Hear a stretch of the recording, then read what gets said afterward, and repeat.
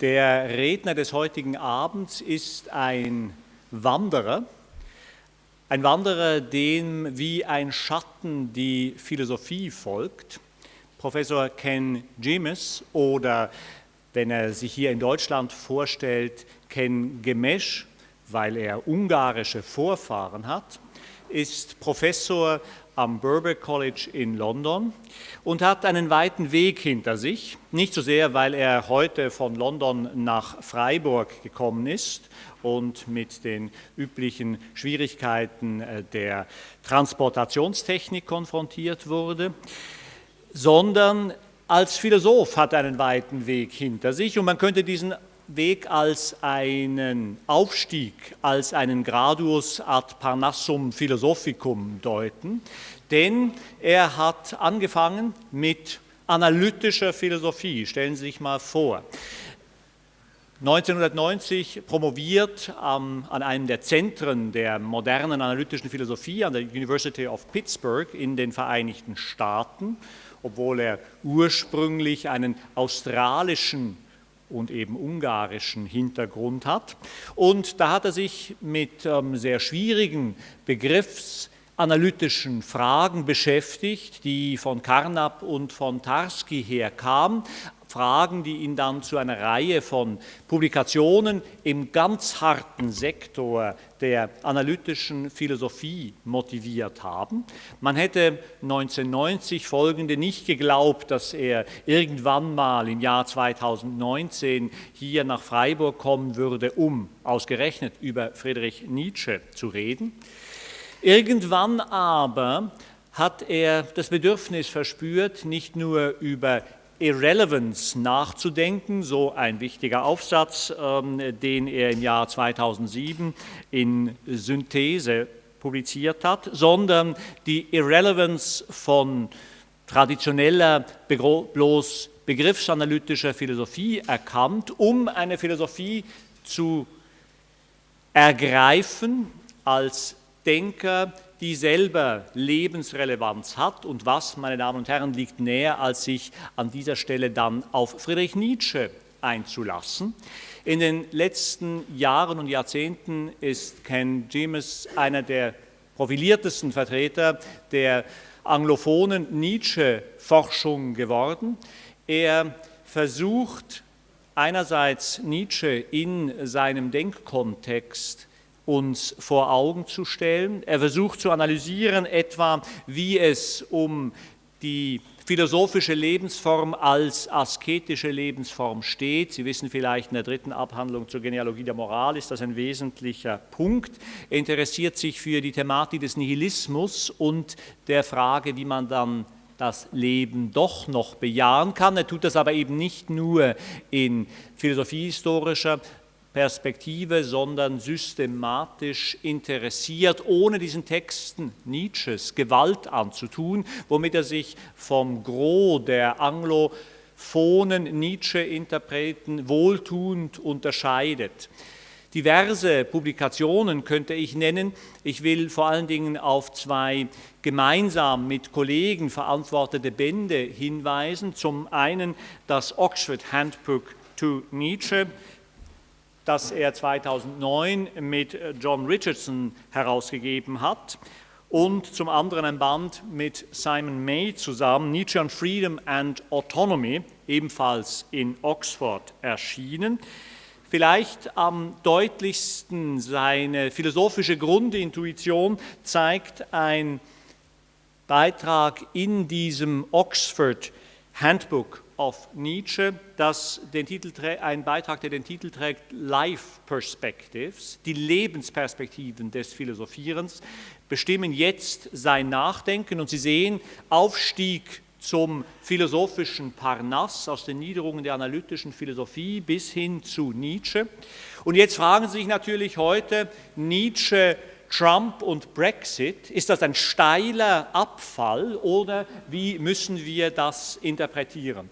Wir sind außerordentlich gespannt, lieber Ken, von dir zu hören, was es damit auf sich hat, und wir geben dir das Wort. Vielen Dank, danke schön.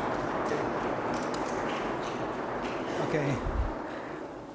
Hoffentlich, Sie können mir entschuldigen, aber ich gebe diesen Vortrag auf Englisch.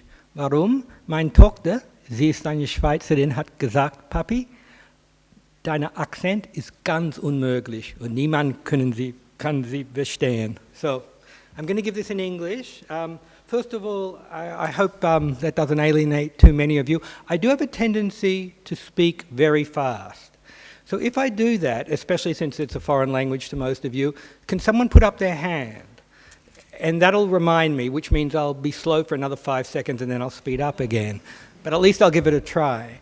First of all, I want to thank Armin Thomas Müller and especially Andreas Urs Sommers for this invitation, which I'm very happy about. And I'm also very happy to say that Andreas's work has been hugely influential for my work. Andreas, we analytic philosophers, we Anglo-American philosophers tend to look at one figure in isolation and do not look at the historical context. And through Urs's work, I've learnt to look not just at Nietzsche, but what Nietzsche read, and to put him in context. And it just makes him so much more vivid to see how much more he's borrowed, how much he reflects his time, how much he goes beyond his time. Okay, so Nietzsche, Trump, and Brexit. I'll get right into it, as is my habit. There are 5 main things I want you to take from this lecture. Okay, so the first is, and these are Nietzschean thoughts. I don't say these are Nietzsche's thoughts, I'll say they're inspired by Nietzsche. Okay, the first is that man is an animal that seeks meaning, possibly even more than happiness. And I'll give more detail as I go on for each of these. Secondly, that it's through narratives and stories, they are the primary vehicles of meaning. I need to time myself.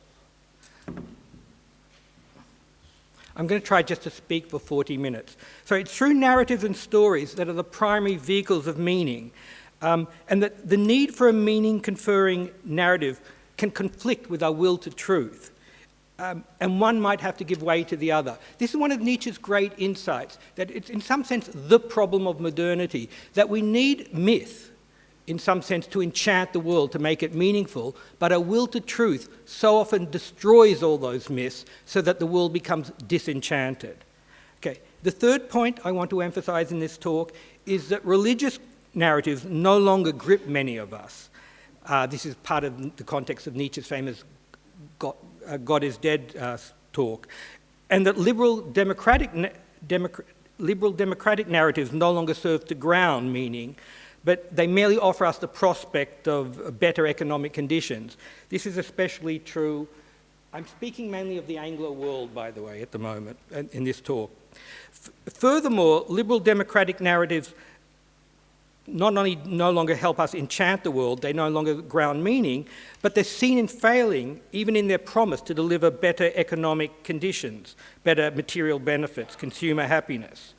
So, final point, the failure to provide meaning-conferring narratives, coupled with the economic malaise that's happened since the famous 2008 crash, paves the way, as it did in the 30s, for radical popularist nationalist narratives, thinking of Trump and obviously Brexit, that promise both meaning and material benefits.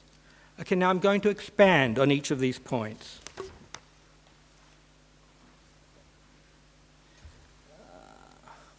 Okay, so the problem of happiness versus the problem of meaning. Nietzsche is reacting very much to Schopenhauer in a lot of his writings. And Schopenhauer basically believed that the world is inevitably full of suffering. He has a very complicated argument to talk that is more or less persuasive, and I don't need to go into the details of the argument. It's just he says we're always at the behest of the will, we're always desiring something. To desire X is to lack X. If you lack X, that somehow causes suffering, and then what happens when you get X? That suffering is then alleviated, nothing really positive, that pain has gone away, but then the next desire comes, and you're on this endless treadmill. And so then Schopenhauer, from this premise that the world is irredeemably full of suffering, comes to the conclusion that the world ought not to be. Famously, he endorses the very cheery wisdom of Silenus. Silenus was caught by a human and he was asked to give us a secret of life, etc. And he said, "Oh, you wretched mortals, better that you should never hear this." But the person won't let him go. So then Silenus says, well, the best for you is to die as soon as possible. Sorry. sorry, the best view is never to have been born. The second best is to die as soon as possible. Very, very cheery. Well, Nietzsche in some sense can be seen as trying to resist Schopenhauer. That is, he's trying to say that, yes, the world is full of suffering, but it's nevertheless a worthy object of affirmation. And I won't say much more about that now because I want to get to the more important parts that are relevant to our talk. But one of the things he says against Schopenhauer is he says, Schopenhauer, you make the problem of suffering much too central, as if suffering is the only vector to measure value. But there are other vectors, for instance, the vector of meaning. And this is what he says so nicely in the third essay of the Genealogy of Morals, section 28, where he says, it's not the problem of suffering that bedevils man, contrary to Schopenhauer. It is a problem of the meaninglessness of suffering. So he says, he, man, did not know how to justify, explain, affirm himself. He suffered from the problem of his meaning. He suffered otherwise as ill. He was, for the most part, a diseased animal. But the suffering itself was not his problem. Rather, that the answer was missing to the scream of his question, to what end suffering? Man, the bravest of animals, and the one most accustomed to suffering, does not negate suffering. He wants it. He even seeks it out, provided one shows him a meaning for it, to this end of suffering. The meaninglessness of suffering, not suffering itself, was a curse that thus far stretched over humanity. Okay? And you can think of examples. People who believe in their country so much that they're willing to go to war for it. Right? They're taking on great suffering, but they find their suffering and they find their battle they're enjoying meaningful. Okay? So this is a fundamental contrast to Schopenhauer, saying the problem for us is not the problem of suffering, but the problem of meaninglessness. And that is why Nietzsche is so much the philosopher of modernity, because he's the one who figures that with the death of God, the world becomes disenchanted and we lose meaning. And for Nietzsche, the meaning of what he calls religious aesthetic ideals is it gives a meaning to suffering. It says we suffer because we deserve to suffer, because doing so allows us entrance into the kingdom of heaven. And one of the reasons Nietzsche is often seen as this great opponent of Christianity, yes, he was, but he also respected Christianity because Christianity was the only thing for 2,000 years that in the West provided a meaning for suffering that warded off what he calls suicidal nihilism. And more generally, I think this is what Nietzsche thinks is, or it's a Nietzschean thought, to say this is the function of religions. They provide these great narratives, these stories that confer meanings and values on the world. They enchant the world. And we can think of this not just of the Christian religion, but we can think of this as pagan religions, of the Greeks with their mythologies of the gods, that they gave meaning to the world, they enchanted the world, but they also gave what I would call a moral normative space. That is, Achilles could think, should I stay where I am and live a long life, or should I go to Troy where I know I'm going to die? What he can think is, well, what would Ares or Mars do in that situation? He would obviously go for honor even though he's going to die young. So it gave Achilles a normative space, a moral space. Anyhow. So just in case we, remind me, sometimes you might have to remind me to move to the next page. You could think, oh no, really it's the meaninglessness, it's suffering that's really the problem. And it's really what Nietzsche objects to is meaningless suffering, and that's the real problem for Nietzsche. But think of a world where there was without suffering but with no meaning. I don't think Nietzsche would be happy with such a world at all. And he says as much. He talks about the need for meaning in one of the untimely meditations, the one Richard Wagner in Bayreuth. The individual must be consecrated to something higher than himself. In fact, Nietzsche famously, he rejects happiness. He rejects the thing that Schopenhauer says would make the world worthwhile, though Schopenhauer says it's impossible. And he says, quite funnily, if we have our why in life, we shall get along with almost any how. Man does not strive for happiness. Only the Englishman does that. Okay. He's obviously thinking of utilitarians like John Stuart Mill, who he misread, by the way, but he thought John Stuart Mill was more like Jeremy Bentham, who thought what counts is happiness, where happiness is some kind of phenomenological event, some vibrating in the stomach or some such, who knows. So a key point for this talk is, in some sense, Nietzsche gives us an idea of what kind of animal we are. He replaces previous ideas of what the human is. Previous idea is the religious idea, man is an animal with a God-given soul, or Aristotle's idea, or Descartes' idea, or Kant's idea, man is the rational animal. He says, no, man is not the animal with a God-given soul. Man is not the rational animal. Thank you.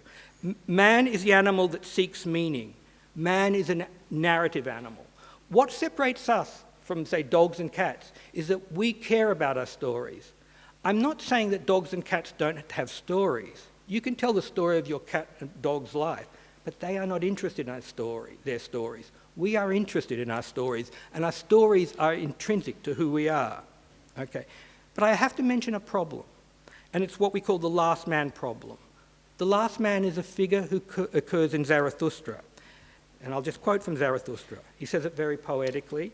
There will come a time when man will no longer launch, that should be, the arrow of his longing beyond man. What is love?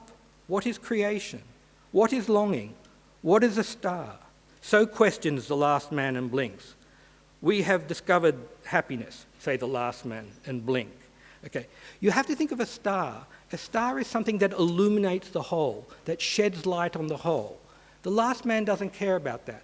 Who is the last man? And by the way, Nietzsche, his grand hate was not the Christian, as some people think, it was the last man. It was because of the last man that he said, I cannot endorse the return of this world. It makes it almost impossible for me to endorse the return of this world. Not the Christian, it's the last man. Because the last man still has a story. He still cares about the story. His story is my good dinners, my good corner office, my family, my career. But as for the whole having meaning, no, he said, I don't care about that. Let's call that existential meaning. He has still personal meaning, very small personal meaning in his little careerist personal way.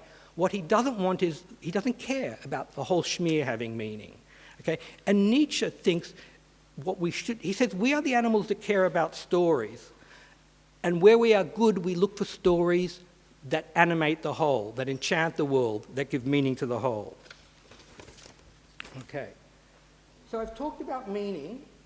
Now I want to say something about truth. Because remember I said that one of the things Nietzsche has been so decisive in seeing is there is a clash in modernity between our need for meaning, which is often provided by mythological narratives, and our will to truth, which tells us these are just stories and destroys and disenchants the world.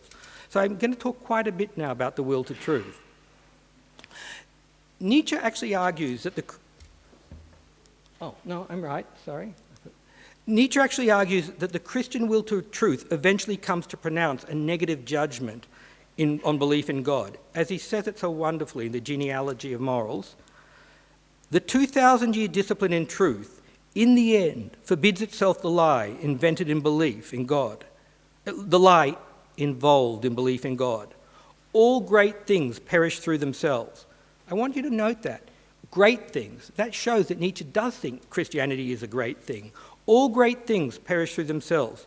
Christianity is dogma. What he means by that is dogma, belief in God, belief in the eternal soul, belief in a divine act of creation, perished through its own morality. And what he means by its morality is the categorical value of truth. That is, he thinks Christianity tells us that truth is to be valued above all. I am the way, I am the truth. Quotation from the Bible. So he says it's through Christianity there we've got this categorical value of truth, that everything must be sacrificed to the truth. And that very will to truth that we got through Christianity ends up pronouncing negatively on God for so many of us. Okay? So, and here is a certain contrast with Enlightenment thinkers that is very, very important. Because Enlightenment thinkers claim, I'm thinking of people like Descartes, Kant, claim that with modernity we have abandoned religious and other dogma in favour of a new ideal of truth, science and objectivity. So the master narrative of attainment of heaven through faith is replaced by the new master morality, the new master narrative of attainment of heaven on earth through knowledge and scientific progress. But Nietzsche actually repudiates what this enlightenment claims. He claims he denies that it represents a decisive break from the religious point of view. And he says this in what I think is the punchline of the third essay of the genealogy of morals. section 23 of the third essay. Where is the counterpoint to this closed system of the religious, he means Christian here, aesthetic ideal? I'm told it is not lacking. Modern science, as a true philosophy of reality, is learnt to get along without God, the beyond. Precisely the opposite of what is claimed here is the truth. Science is not the opposite of that aesthetic ideal, but rather its most recent and noblest form. Why does he say this? Why? Surely people who are scientific, who care about objectivity, who've dispensed with God, who have dispensed with the soul, surely that's a totally new worldview from the religious, old, superstitious view. Nietzsche says no. It's because the Enlightenment scientific worldview still gives a categorical value to truth. By categorical value, I mean a value in itself. Okay? And he says it. The unconditional will to truth is belief in this religious aesthetic ideal. Okay? So one of the things that Nietzsche says, and I'll probably repeat this again because it's a very important point, is he wants to say that the key to Christianity is not its ontological dogmas, that there is a heavenly Father figure, that we have an eternal soul. The key to Christianity is its moral values, and its key moral values are compassion and the value of truth. And that is exactly what we have done in modernity, in the Enlightenment. We have carried on those values without the ontological dogmas. So Nietzsche claims that the categorical value of truth, A, has a genealogical, that is a historical. You should tell me when I've not done that. Nietzsche claims that the categorical value of truth, A, has a genealogical basis in theism, that is, its historical basis comes from Christianity, and B, can only have a justificatory basis in theism. Okay, so I'm just quoting from John chapter 14, verse 6, I'm the way, the truth, and the life. No man comes to the Father but me. I'll just leave it at that. But can science, without the underlying positive God, provide a categorical value of truth? Now, I will admit, science can justify the hypothetical value of truth. A hypothetical value means, oh, this is valuable in order to have that. Like, unfortunately, a lot of people believe a university degree is valuable hypothetically because it'll get me a better job and earn me more money. Some of us think a university degree is an end in itself. That's the difference. A categorical value is an end in itself, valuable in its own right. A hypothetical value is, oh, this is valuable because it gets me that. Okay? So our question is, can science, without God, provide a basis for categorical values? I say science, without God, can justify the hypothetical value of truth. You can give an evolutionary account, both as a causal account of our valuing truth, that, you know, those who knew which berries were poisonous and which were edible, they had higher rates of survival. Their truth is conducive, for instance, it's valuable towards the end of survival. That is a hypothetical value. So sure, science can account for its hypothetical, or what we might call instrumental value. Truth is valuable for promoting our prospects of survival. But this doesn't justify the claim that truth has a categorical value. Indeed, consider the two claims up on the board.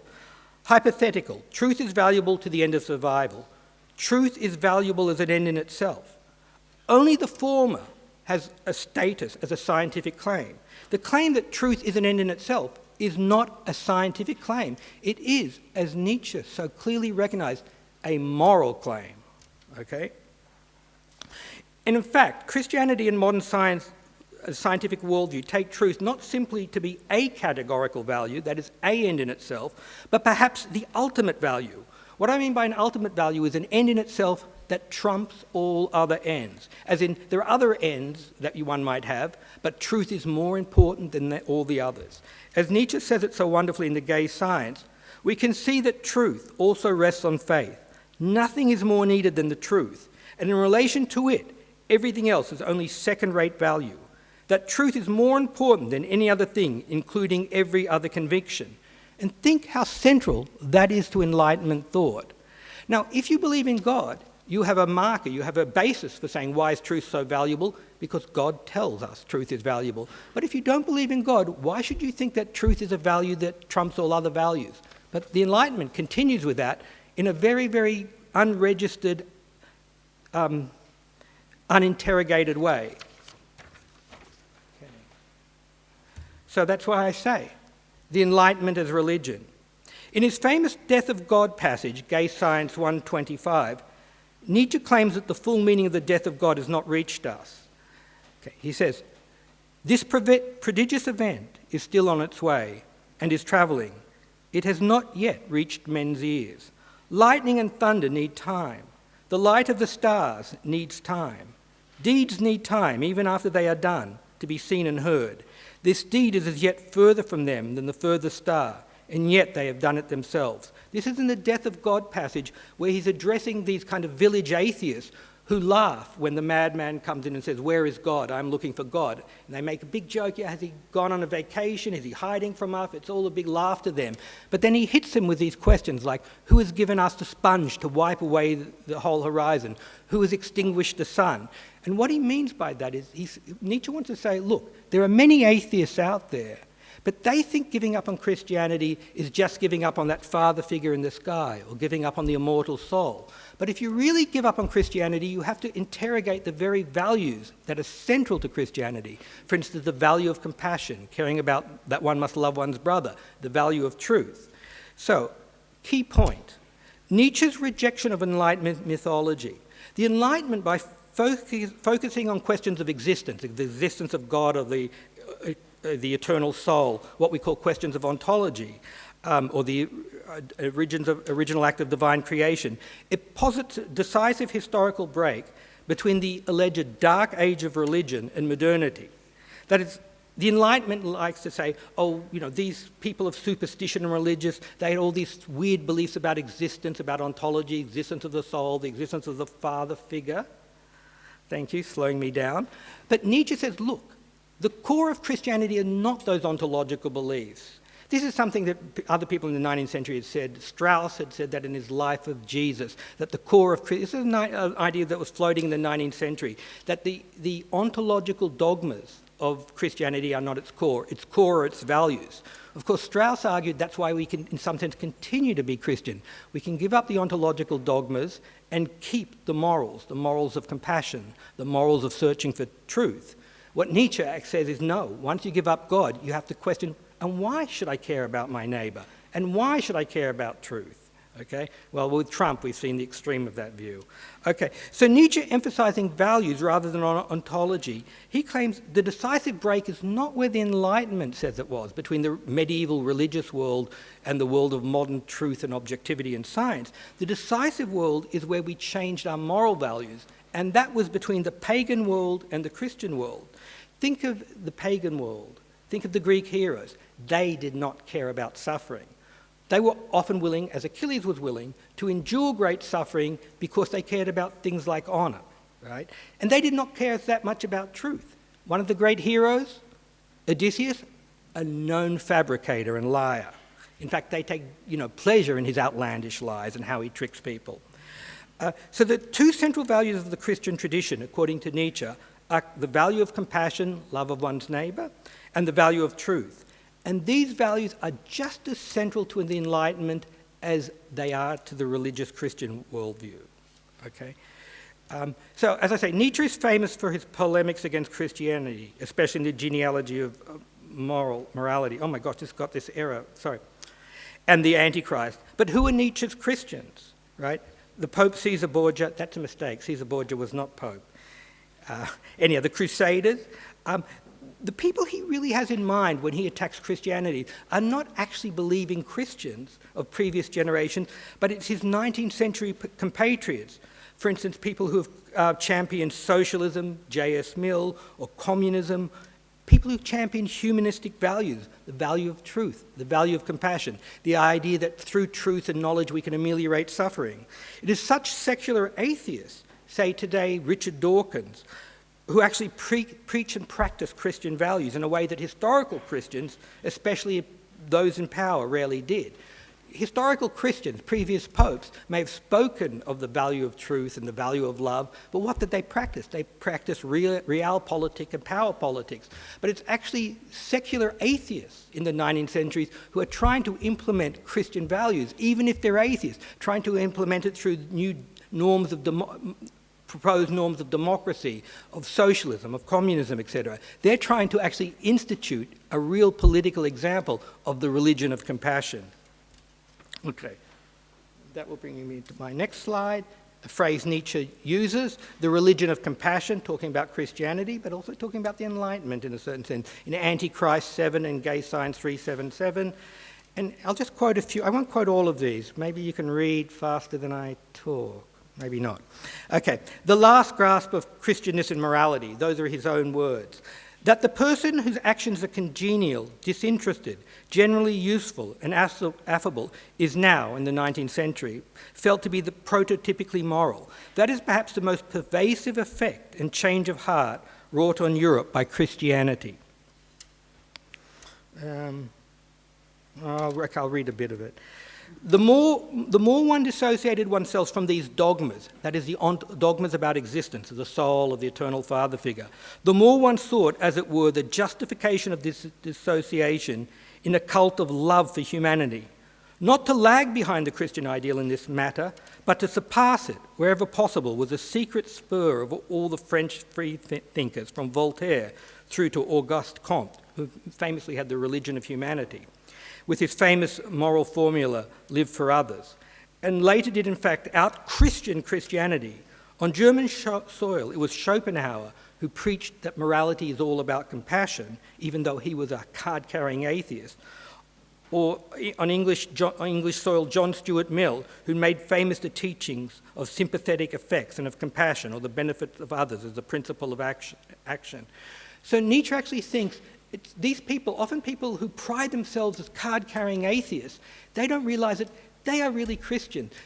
So there's a deep thought here. What is really the core? And I'm not saying Nietzsche's right about that. It's something we all need to think about. What is the core of Christianity? It's easy to take the Enlightenment point of view and say, oh, it's these beliefs about what exists. It's belief in the God figure. It's belief in eternal soul. Nietzsche says no.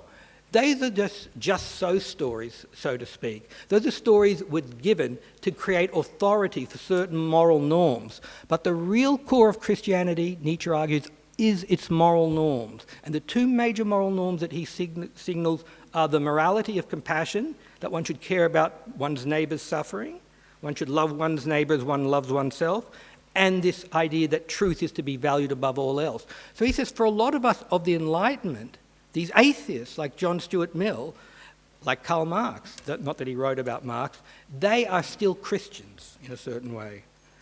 I won't read the last one. I will recommend a book by Seidentop called Inventing the Individual. He makes this same argument. I was once on a panel with him, and he was making this argument that the decisive break is not between the Enlightenment and the Christian, Judeo-Christian worldview.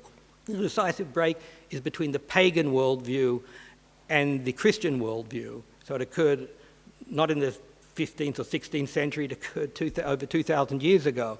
And I was on this panel with him, and I said, yeah, it's a great point, but you should read Nietzsche. And I'll let you read that last one. Have any of you read the last one? Yeah, well, I just need to move on a bit. I'm going to skip the next slide. The next slide actually owes a lot to Seidentop, but it's basically to point out that it was a series of popes who put this idea of the individual being valuable above all else. We're all God's creatures, we all have values. Well, that plays its way out in the Enlightenment. You know, think about Kant. Kant says each of us is valuable, each of us is an end in itself because we have a rational part, a rational soul, if you like. Right? But that is an idea that's first invented. The value of the individual was invented by a certain series of popes, actually for quite political reasons. Okay, maybe I'll read a bit of it. So the notion of the pope as the shepherd of all souls gives precedence to the pope over the rights of feudal lords as their subject. Actually, this is a complicated thing. But the idea is that the popes in the feudal times pressed the value of the individual because they wanted to claim to the feudal lords who were becoming more powerful, your villeins, your serfs, don't belong to you. Well, their bodies might belong to you, but their core, their soul, belongs to us. So it was a power play. And each soul was meant to be valuable, and I am God's shepherd on earth of these souls. So there's a certain power play in inventing this notion of the individual. But it's a notion that the Enlightenment picked up on. Well, maybe I'll read the funny one. Lawyer, Pope, Innocent, yeah, okay. The difference between priestly dignity and royal dignity is as great as that between the sun and the moon. That means the sacerdotal dignity is 7,644 and a half times greater than the royal. Meaning, I'm the one who's stewards of these individuals, not you, the feudal lord. Why does he have that number? I finally figured it out. It's how much at that time they thought the sun was bigger than the moon. Anyhow, the consequence of this, with the end of the pagan world, what is valuable is the individual soul over the family, clan, and state. But that started with these monastic popes and the lawyer popes. As I say, this idea is promoted primarily to serve the interests of the Pope's power, but this idea is only really taken fully to heart, that is implemented socially and politically in the 19th century with the advocacy of equal rights, socialism, democracy. For instance, Comte's short-lived Religion of Humanity. Okay. Normally I skip that slide, but I'm realizing my time is good. Okay. So post-Enlightenment, the coming age of nihilism. This is Nietzsche's prediction. Nietzsche argues we've inherited this will to truth from the Judeo-Christian tradition, and that pronounces against all values, myth, all those grand stories that serve to give life meaning. The world becomes, science disenchants the world, okay? So for Nietzsche, the ultimate and categorical value of truth is in fact the last myth of the religious ascetic ideal. And to truly appreciate the death of God is to question that value, as he puts it so beautifully. He says, remember he said, Christian dogma, that is belief in the soul, belief in the Heavenly Father figure, died at the hands of the Christian value of truth. But now he says, Christianity as morality must now also perish. Now that Christian truthfulness has drawn one conclusion after the other, in the end it draws its strongest conclusion, its conclusion against itself. That is, if we have the will to truth so strongly, then we should ask, and why should I value truth above all else? Those Enlightenment figures, or these current modern atheists like Richard Dawkins, a famous Oxford professor, who is so intent on promoting that there is no God, but he says, why do we have to stick to this no God? Because that is the truth. Why do you value truth above all else? He will have no answer for that. Okay? So he's saying, in some sense, he's saying people like Dawkins, famous atheists, are themselves still under the influence of Christian values. Okay? So Nietzsche claims that when we fully experience the death of God, we'll be left with nihilism, that the absence of all categorical values, that nothing will appear as valuable in itself. That is, categorical values capable of giving what I call existential meaning. That is, still can be the last man who cares about his good restaurants, his career, his corner office, his family. But there will no longer be a vantage point, a story that gives meaning to the whole schmear. So he will say, Nietzsche says, with the coming of nihilism, we'll say, why should I care about truth? Why should I care about my neighbor? We will no longer recognize such religious Enlightenment values as compassion and truth as having unassailable claims upon us. Okay, I hope you can see where this is leading to Trump. And as he says so beautifully, what I relate is the history of the next 2 centuries. I describe what is coming, what can no longer come differently, the advent of nihilism. Nietzsche is not a nihilist. Nietzsche is not in favor of nihilism. This is a descriptive claim. He says once we truly appreciate the death of God, we stop questioning, we don't just question the ontology, we question the core parts of Christianity, the value of truth, the value of compassion. And then we will find ourselves bereft of values, and he thinks that's what's going to come. And he was very, very prescient. Consider, the age now where people say, what is truth? Okay. So this brings us to the crisis of modernity. The crisis of modernity comes from a certain core conflict. Our will to truth eventually precludes us from believing all those illusions, all those grand narratives which are necessary to give life meaning, that serve to enchant the world.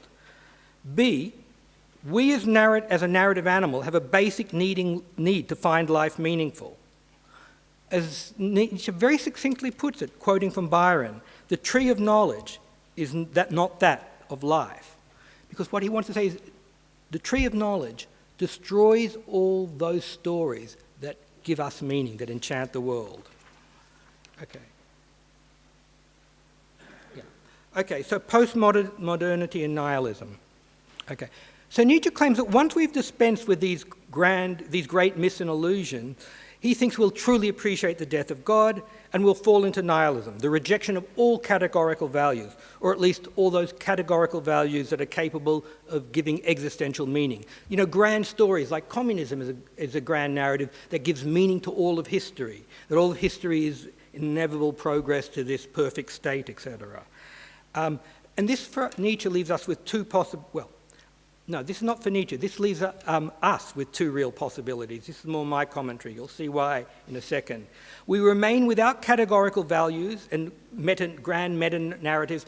Meta-narratives, I mean, are stories like Christianity or communism or socialism or whatever, capable of conferring existential meaning and become what Nietzsche calls last men. Think of technocratic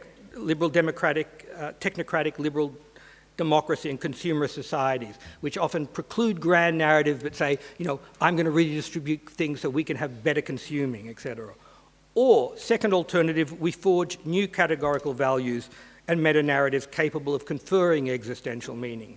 By the way, I think too was Nietzsche's preferred view. But I'll just, since I'm talking so fast, as usual, this is a new slide I did just for this talk. This is Nietzsche's alleged solution, but it's a total non-starter. And it's not very Nietzschean. I call it manufactured schizophrenia. But it just shows Nietzsche was aware of the problem.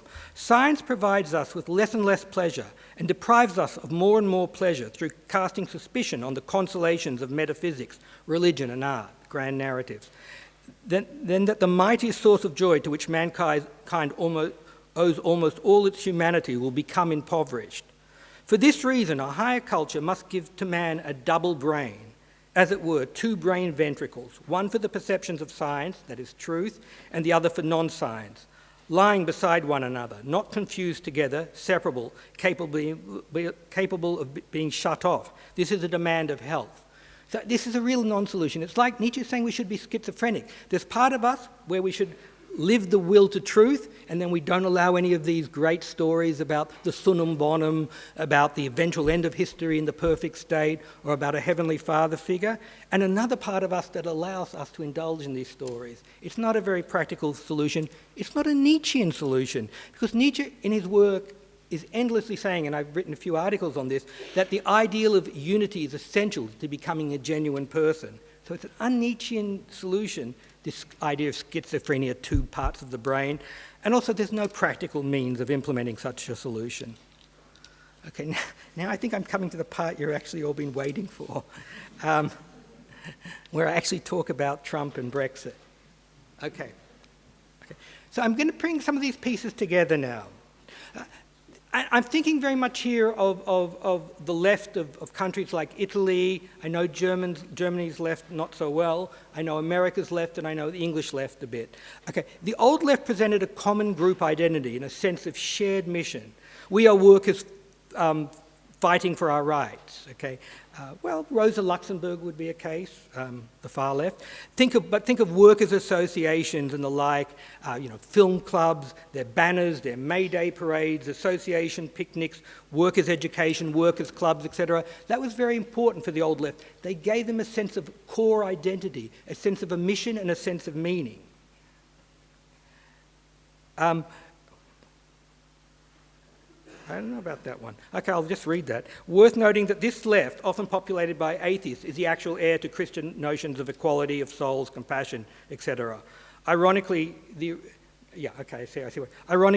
religious right, especially in America, show little of these Christian values, though, like the lawyer popes, they may preach them. Okay, so that's a little aside. But I'm thinking of this left. The humanist left of the early 30s, for instance, in countries like America, they showed these very Christian values of group identity, of solidarity, of loving thy neighbour, and they cared about truth, etc. Of course now, and the contrast, of course, is the American right, which can be extremely Christian, as you know. They are like the lawyer popes in a certain sense. They might preach that, brotherhood of man, but they barely live it, since they often live a politics of hatred. But that's an aside. The point I really want to make is a contrast between the old left and the new left. And the new left, again, I'm thinking mainly of the Anglo situation. So I've heard people talk about Schroeder in these terms, but I'll let you as a German audience say more about that. What they do is they offer this very condescending benevolence. That is, we they don't show genuine solidarity and common identity with the poor. They show a kind of condescension to the poor. We aim to help these kind of poor, benighted fools. They offer merely material benefits. They don't give them a meaning-sustaining narrative and genuine community. People like Blair and Clinton, they create an identity for themselves. They say, oh yes, we're these upper patrician middle-class people, educated people, and there are those poor working-class fools who don't really know their own interests, but we out of our largesse will help them. But they are seen as merely passive recipients of the largesse, the generosity of these upper middle class people. There is no genuine identity given here. They are not constructing the workers as active participants in reclaiming meaning and a place in the world. They are just seen as passive recipients of our generosity. So they are giving themselves a meaningful role, Blair and Clinton, but they are construing their beneficiaries as merely passive, empty recipients. They are not giving them meaning. Okay? So as I say, while this provides a positive, active identity to these largely middle-class technocrats who lead the New Left, I'm thinking of Blair and Clinton, this is not Hillary Clinton, but though she'll fit the mold, I'm thinking also of Bill Clinton, it casts the recipients of this largesse in a merely passive role, devoid of real meaning. Go back to Nietzsche's point. Nietzsche says we are animals who care more about meaning than suffering, but Clinton and Blair are only addressing the suffering. They are not giving any narratives of meaning. Okay. So I'm going to make a little historical analogy here. In the 30s, the fascists in Italy and Germany, In the 30s, the fascists in Italy and Germany promised better economic conditions. So they, like Clinton and Blair, said, we'll improve your material well-being. But more importantly, they offered the prospects of an activist, communal, nationalist project. Often these nationalist projects were extremely ugly and had terrible consequences, as we all know. But they were in the game of providing existential meaning beyond one's individual existence. You know, it was a revolt against a perceived deracinated modernity. It was a revolt against a modernity that disenchanted the world. Hitler and Mussolini were interested in this project of creating a group identity, of enchanting the world. This also shows you one of the problems. Often they enchant the world at a terrible price for others who are deemed not part of the enchanting crowd. But I want to point out that Trump offers his followers the prospect of being active agents in fighting for their rights. You know, be it the Second Amendment rights, you know, their rights to guns, etc., or their race, or their nation, or their jobs. All can be very, very ugly stuff. Make America great again. The fight for the American everyman against a self-serving, self-righteous coastal elite. What I'm pointing out is Trump has an insight, even if it's not a conscious insight, but what he's doing, he's demonstrating maybe an animal knowledge of the insight, that Nietzschean insight, that we are animals that seek meaning, and he's giving them a meaning.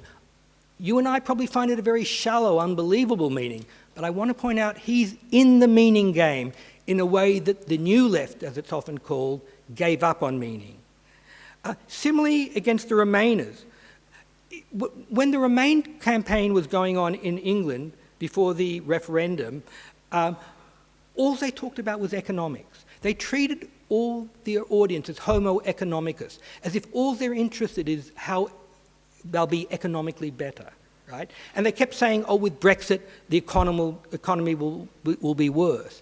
If they'd had the Nietzschean insight that people care as much, if not more, about meaning than about economic well-being, which is kind of a mathematical measure, if you like, of happiness, it's a placeholder for happiness, if they would have had that insight, they would have said maybe they should have indulged in a rhetoric of meaning. You know, they could have told stories about how for 75 years, it's the longest period of peace in Europe since Europe has existed. But they didn't talk about rhetorics of meaning. They treated us as all we're interested in is our economic well-being. So the Brexiteers, against the Remainers, who only talked about economics, offered rhetorics of meaning. They talked about prospects of national rejuvenation, British as opposed to rootless cosmopolitan values. I think you all know the past background of that kind of talk. Taking back control of our identity and the like. That is, they indulged in rhetorics of meaning. Okay? So this is the key point I want to make. Nietzsche made this claim that we are animals that care about meaning. And in some sense, the Brexiteers and Trump have cottoned on to that idea. And they provide, I think, very bad and very poor rhetorics of meaning, but rhetorics of meaning where the new left, unlike the old left, have abandoned rhetorics of meaning and merely treat us as economic calculators. You'll be materially better off if you vote for us, etc. So, the last point I want to make, the current disillusionment with democracy, coupled with the rise of nationalist rhetorics and long-term economic malaise, I'm thinking about the malaise that comes especially after the 2008 crash, should make us aware of the possibility we are perhaps one major depression-like economic downturn away from the 1930s. I mean, I wasn't alive in the 1930s, but a lot of us, we joke about having 1930s déjà vu. And what we mean by that is we want to say that a lot of us see echoes of the 1930s. I don't think we're at the 1930s yet, but the point I want to make is we have one more. Compare what the Great Depression is to the 2008 crash. The 2008 crash was small potatoes. But if we had something like the Great Depression, right, which was very important to the empowerment of the fascist dictators in the 1930s, we can have a new revolt against a perceived deracinated modernity unless the left can figure out a way of getting back into rhetorics of meaning. I think it's a fatal mistake of the right, of the left, to cede to the right, to cede to the Brexiteers, to cede to the Trumps, these rhetorics of meaning. The left has got to constitute a left that is not merely about monetary values and the economics and consumer benefits, but a rhetoric of identity and meaning. Otherwise, the right have a big entry point that could lead again to disasters. Thank you very much.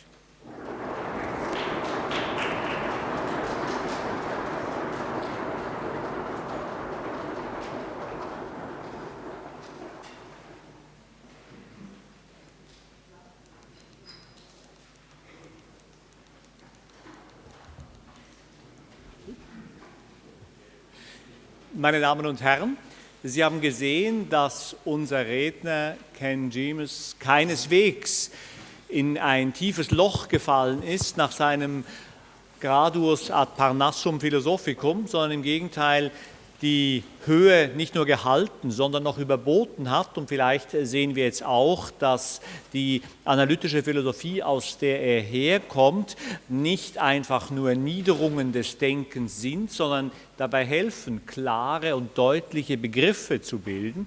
Ich glaube, wir haben ein wunderbares Anschauungsbeispiel dafür bekommen, wie ein alter Philosoph, alter in Anführungszeichen, fruchtbar gemacht werden kann für die Analyse der Gegenwart und wie es auch über so profane Dinge nachzudenken wie Trump und Brexit helfen kann, sich mal wieder umzuschauen bei einem Denker wie Friedrich Nietzsche. Ganz herzlichen Dank, lieber Ken.